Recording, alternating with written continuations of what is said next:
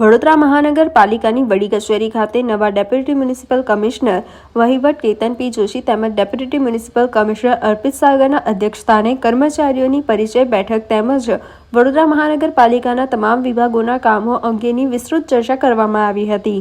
વડોદરાના વિકાસના કામોને વેગ આપવા માટે પાલિકાના અધિકારીઓ પ્લાન તૈયાર કરતા હોય છે। રોડ, રસ્તા, ડ્રેનેજ, પાણી, સ્ટ્રીટ લાઇટ, સ્વચ્છતા, ગટર વગેરે જેવા મુદ્દાઓ પર ચર્ચા વિચારણા કરી અને પ્રજાને કેવી રીતે ઉત્તમ સુવિધા પૂરી પાડવામાં આવે તે બાબતોની ચર્ચા વિચારણા આ બેઠકમાં થઈ હતી।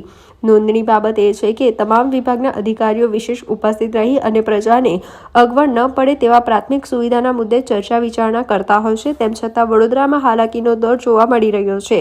ખાસ કરીને ગતરોજ પાણીગેટ વિસ્તારમાં મુખ્ય પાણીની લાઇનની નલિકા પડી ભાંગતા વિસ્તારમાં ઠેર ઠેર બિન વરસાદે ઘૂંટણસમાં પાણી ભરાવાની સ્થિતિ વિસ્તારમાં સર્જાઈ હતી।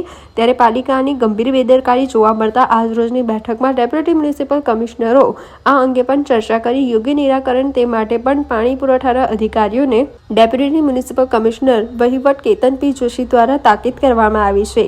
આજની મળેલી બેઠકમાં વડોદરા મહાનગરપાલિકાના ડેપ્યુટી મ્યુનિસિપલ કમિશનર અર્પિત સાગર, ડેપ્યુટી મ્યુનિસિપલ કમિશનર વહીવટ કેતન જોશી, ચારે ઝોનના ડેપ્યુટી મ્યુનિસિપલ કમિશનર, ચારે ઝોનના આસિસ્ટન્ટ મ્યુનિસિપલ કમિશનર તથા તમામ કાર્યપાલક ઇજનેરો વડોદરા મહાનગરપાલિકાની વડી કચેરી ખાતેના તમામ વિભાગના અધિકારીઓ વિશેષ ઉપસ્થિત રહ્યા હતા।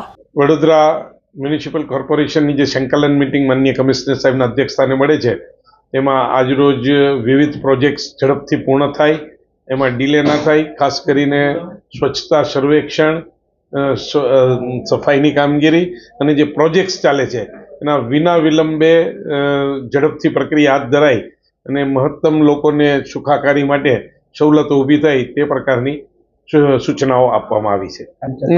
દરેક જે ચાલુ પ્રોજેક્ટ્સ છે એમને ત્વરિત કામો પૂરું કરાવવા માટે તમામ ઝોનના એક્ઝિક્યુટિવ એન્જિનિયર અને વિવિધ રોડ બિલ્ડિંગ પ્રોજેક્ટ્સના એક્ઝિક્યુટિવ એન્જિનિયરને આ અંગે જરૂરી સૂચના આપવામાં આવી। એ બાબતની ગત મિટિંગમાં પણ ચર્ચા થઈ હતી અને આ વખતે પણ કામગીરી હાથ ઉપર છે તે પ્રકારનું કાર્યપાલક ઇજનેરશ્રીએ જણાવેલ છે।